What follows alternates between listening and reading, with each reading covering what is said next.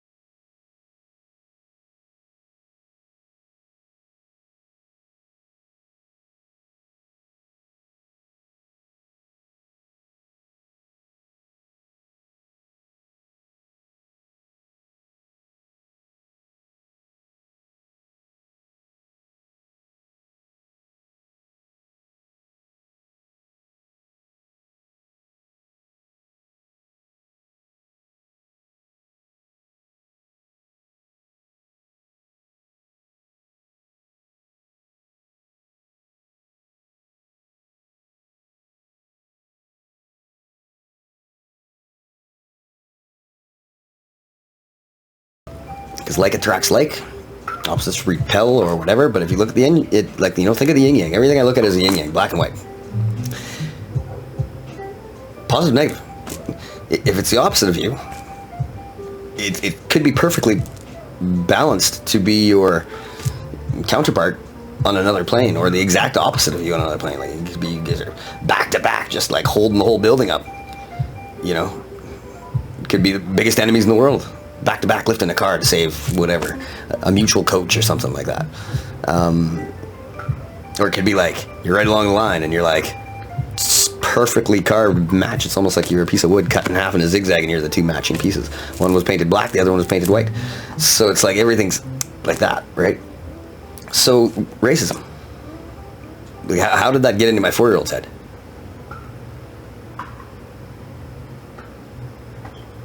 Yeah.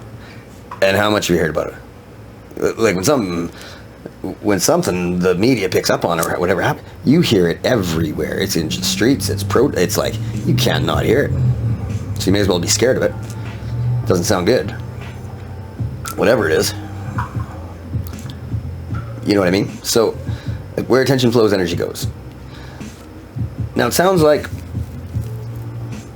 sometimes you can be in a pickle. And this could be a particular situation or a particular time where you're in a pickle. You think you're in a pickle. And honestly, a lot of it always has to do with money. It always has to do with money. Money makes the world go round. Totally get it. I'm in the same boat. Same boat. So, how you choose to accept that fate or not is 100% up to you.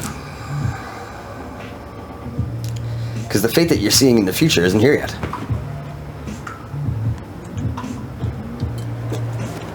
So if it's not here yet, pretend you already have this ugly vision in your head if you want. Homeless or, nothing, lost all your stuff and blah, blah, and you like doing things you don't want to do for $20 kind of thing or whatever. That's the future that you see happening really, really quick. Like the whole world's coming down on you.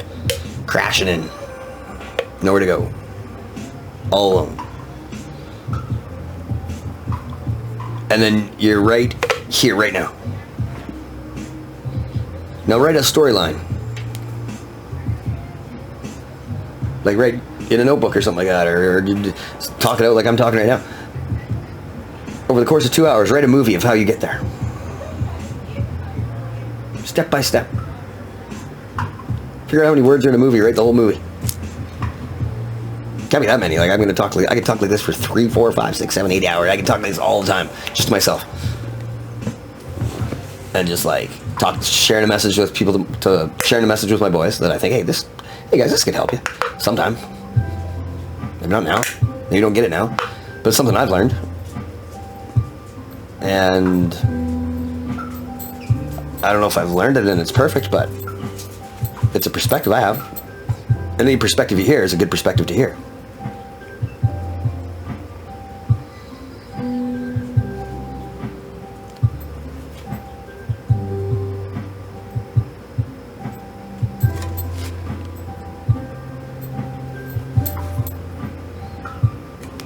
Sorry, the dogs are here. They're onto something. I smell something around here.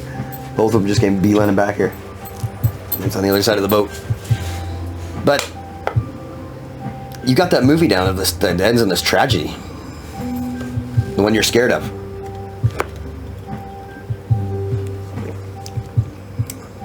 What if you did it like one of those write your own or read your own novel kind of thing where you skipped each page or each chapter and you could go back to chapter 2 if you want, or 6 or whatever. And it's like create your own ending kind of book. Go back through your movie and look where are some options where you can jump ship. Do a different plan. What was a choice you could make right then and there?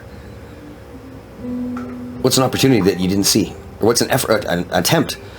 What's the most logical attempt to prevent the next stage of that nightmare from occurring?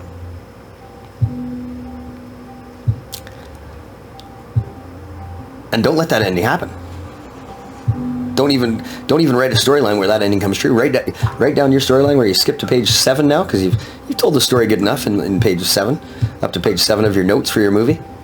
Maybe you're 15 minutes in and you've talked about how you got to where you are right now, or whatever. 10 minutes in, you talked about where you are till you got talked about where you are right now and how you got there. And then there on after, you make one decision that just changes everything. That movie can't even get back to the ending that you wrote.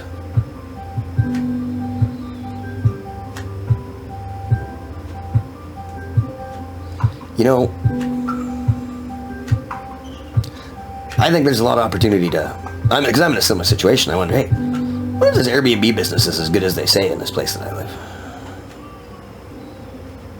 It's got an amazing location. Like holy man. And a pretty cool property, I gotta say. It ain't new. But that ocean, or that lake and that beach ain't going anywhere. And it's been pretty darn close to it ever since it was put here. So we like living at the beach and kind of in A little, I don't want to call it tropical. It's not tropical, but it's a little more like beach style kind of atmosphere. That you can still dull yourself up and jump in your Porsche and head downtown for a $300 bottle of wine if you want. Or go sit on the street and grab a paper bag, Colt 45, and just have a good time. But it's a pretty awesome place. I think they say you can make a lot of money here. So I wonder if we get this all set up and we, try it out. Maybe try 2 suites. Christ, I'm willing to try it. 2 suites and seal off the bathroom area on this one side. Bomb it out, make some bank. Live in the office out here, the garage out here, put a toilet out here. Actually, it's kind of in the garage would be kind of cool. It wouldn't be that hard to do. Or, I know my little kid's got a birthday party coming up. I know, Mom told me. Yeah, the big A, man. 5?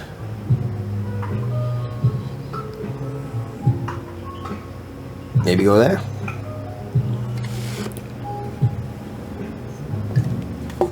It's probably not the easiest because of the hell probably but here, but it's an idea. And then start hustling. Online stuff I think is huge.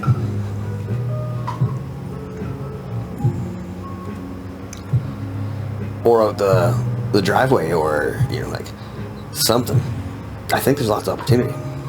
Lots.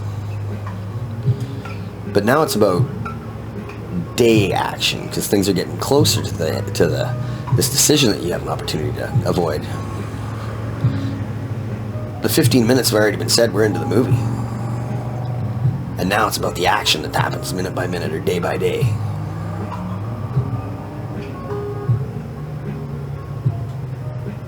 And create a different ending to what you thought was going to happen.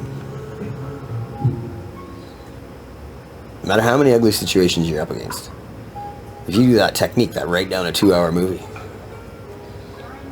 you're always going to find one spot where, or you'll find lots. The earlier the better, just in case it doesn't work. And then you got to move on to the next one. Storyline just does a little blip up. Oh, tried that, didn't work. Boom. Right back down. Next thing, and he does this, and it's like it works. So never squat, never quit. Never see the ending that you don't want to see. Don't focus on it. It's going to scare you. It's going to come there. Do everything you can to get rid of your negative thoughts. Negative self-talk is usually the biggest one. I know he's talking about who did what or what did how. I guess if you needed to tell somebody like, okay, this is how I got this, it's like whatever, and then they got it like that, okay, cool. And then, now what? Let's not let this situation carry any more of your time or any more of your pain.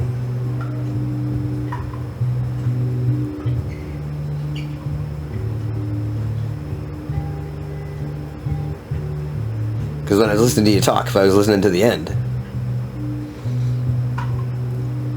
it did sound a little like a nightmarish ending.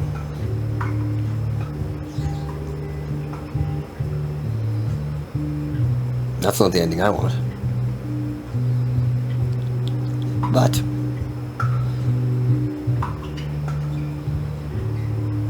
if you want to be sad and sad things happen, that's okay.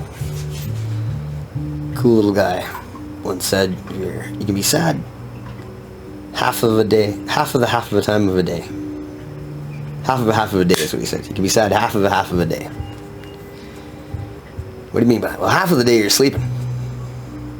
And you always want to have good dreams.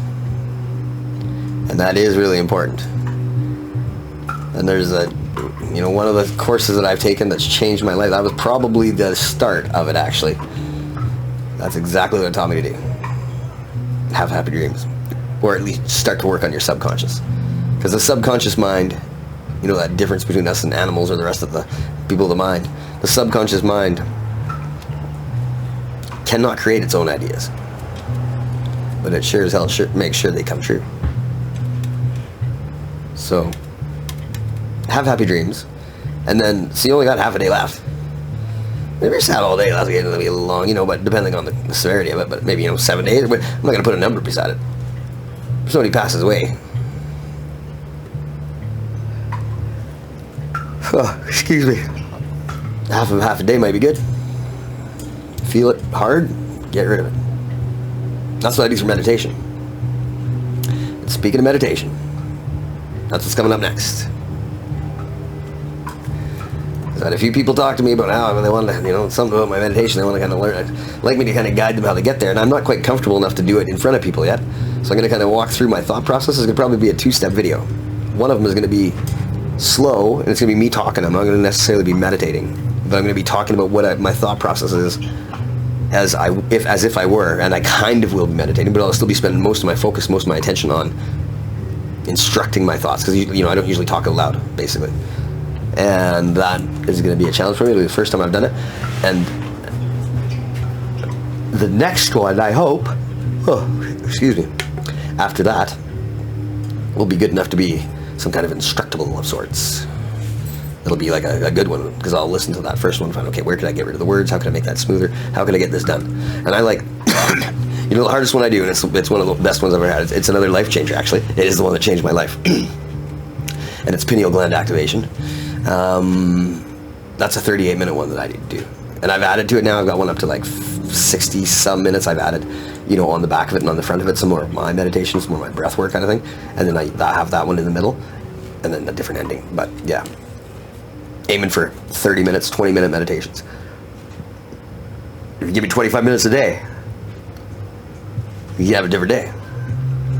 I'm running there now. By the end of this, I'm not going to be doing it, so I don't know if we'll get much of full benefit, but I will get some. You'll notice a total difference, and then yawns will go away. So with that, where attention flows, energy goes. What you see is what you look at, or what you focus on is what you're going to see. You know what I mean? You ask 30-year-old guys in lots of debt and say, hey, what's your goal? And a lot of them say, I want to be out of debt by the time I'm 65. And I would say that is one of the dumbest goals I've ever heard. So that means you're going to be in debt until you're 65? Ooh, baby. I'm going to have a different lifestyle than you. By the way, I got way more debt. Yeah. That's it for the church now. Love you, boys. Boom, shakalaka. FAF.